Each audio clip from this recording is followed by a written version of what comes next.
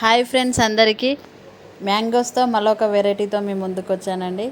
అది ఏంటంటే ముందుగా మ్యాంగోస్ని ఫ్రెష్గా కడిగేసి వాటిని ఇలా ఘాట్లు పెట్టాలండి. పైన తొక్కు తీసేసి ఇలా ఘాట్లు పెట్టేసుకున్న తర్వాత ఒక పెరుగు తీసుకోవాలండి. ఒక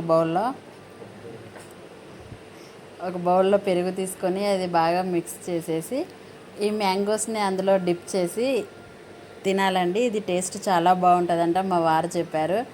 అందుకని నేను ఒకసారి ట్రై చేద్దామని ఈసారి ఇలా ట్రై చేశానండి.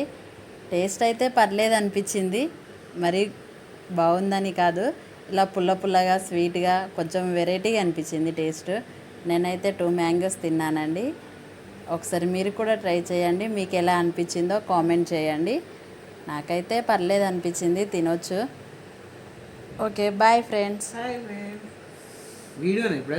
ఈ వీడియో మీకు నచ్చినట్టయితే మా ఛానల్ని లైక్ అండ్ షేర్ చేయండి.